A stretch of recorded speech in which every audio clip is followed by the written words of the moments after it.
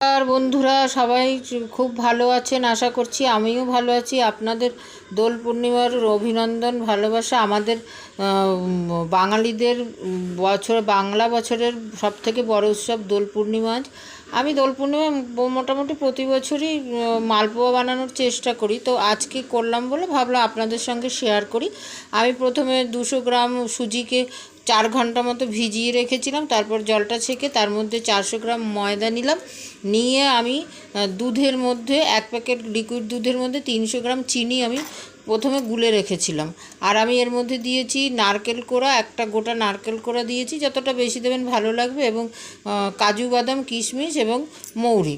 এবার এটাকে আমি ওই পেস্টের মধ্যে একসঙ্গে মাখলাম, এবং মাখার পর আমি কিছুটা খাবার সোডা পরিমাণ মতো অল্প, আর তার সঙ্গে 1 প্যাকেট গুঁড়ো দুধের প্যাকেটও আমি ওর মধ্যে গুঁড়ো দুধটা মিশিয়ে দিয়েছি। দিয়ে এবং কড়াইয়ে সাদা তেল দিয়ে ভেজেছি, সাদা তেল গরম হতে দিয়েছি। দেওয়ার পর হাতা দিয়ে এরকম দিয়েছি, বিভিন্ন আকার হয়েছে, খুব গোল গোল হয়নি।